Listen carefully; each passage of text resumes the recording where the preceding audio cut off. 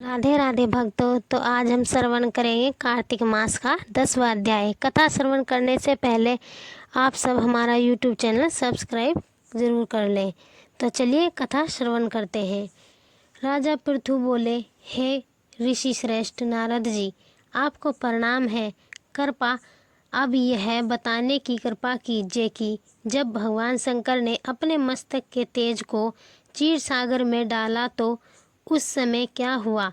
नारद जी बोले, हे राजन, जब भगवान शंकर ने अपना वह तेज क्षीर सागर में डाल दिया तो उस समय और शीघ्र ही बालक होकर सागर के संगम पर बैठकर संसार को भय देने वाला रुदन करने लगा। उसके रुदन से संपूर्ण जगत व्याकुल हो उठा, लोकपाल भी व्याकुल हो गए, चराचर चलायमान हो गया। शंकर सुवन के रुदन से संपूर्ण ब्रह्मांड व्याकुल हो गया। यह देखकर सभी देवता और ऋषि मुनि व्याकुल होकर ब्रह्मा जी की शरण में गए और उन्हें प्रणाम कर उनकी स्तुति करने लगे।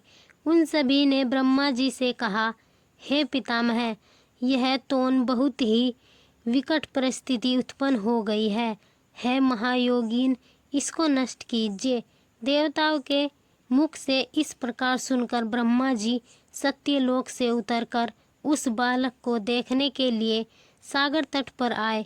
सागर ने ब्रह्मा जी को आते देखकर उन्हें प्रणाम किया और बालक को उठाकर उनकी गोद में दे दिया। आश्चर्यचकित होते हुए ब्रह्मा जी ने पूछा, हे सागर, यह बालक किसका है? शीघ्रता पूर्वक कहो। सागर विनम्रता पूर्वक बोला, प्रभु, यह तो मुझे ज्ञात नहीं है, परंतु मैं इतना अवश्य जानता हूँ कि यह गंगा सागर के संगम पर प्रकट हुआ है।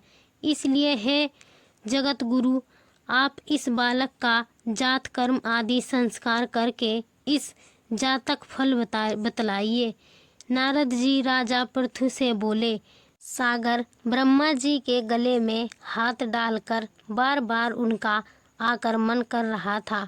फिर तो उसने ब्रह्मा जी का गला इतनी जोर से पकड़ लिया कि उससे पीड़ित होकर ब्रह्मा जी की आंखों से आंसू टपकने लगे।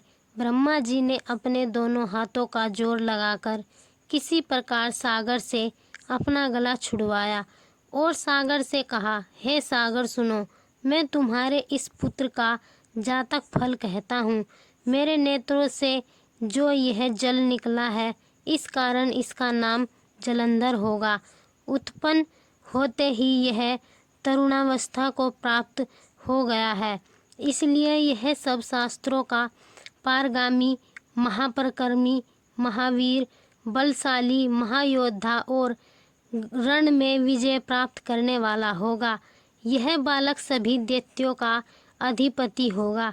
यह किसी से भी पराजित न होने वाला तथा भगवान विष्णु को भी जीतने वाला होगा। भगवान शंकर को छोड़कर यह सबसे अवध्य होगा। जहाँ से इसकी उत्पत्ति हुई है, यह वहीं जाएगा। इसकी पत्नी बड़ी पतिव्रता, सौभाग्यशालिनी, सर्वसुंदरी, परम मनोहर, मधुर वाणी बोलने वाली तथा शीलवान होगी। सागर से इस प्रकार कहकर ब्रह्मा जी ने शुक्राचार्य को बुलवाया और उनके हाथों से बालक का राज्याभिषेक करा और फिर अंतर्ध्यान हो गए।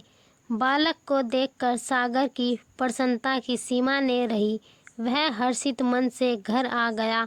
फिर सागर में उस बालक का लालन पालन कर उसे पुष्ट किया। फिर कालनेमी नामक असुर को बुलाकर वृंदा नामक कन्या से विधि पूर्वक उसका विवाह करा दिया। उस विवाह में बहुत बढ़िया उत्सव हुआ। श्री शुक्राचार्य के प्रभाव से पत्नी सहित जलंधर दैत्यों का राजा हो गया। भक्तों, यह थी कार्तिक मास के 10वें अध्याय की कथा। 11वें अध्याय की कथा श्रवण करने के लिए हमारा यूट्यूब चैनल सब्सक्राइब जरूर करें। राधे राधे।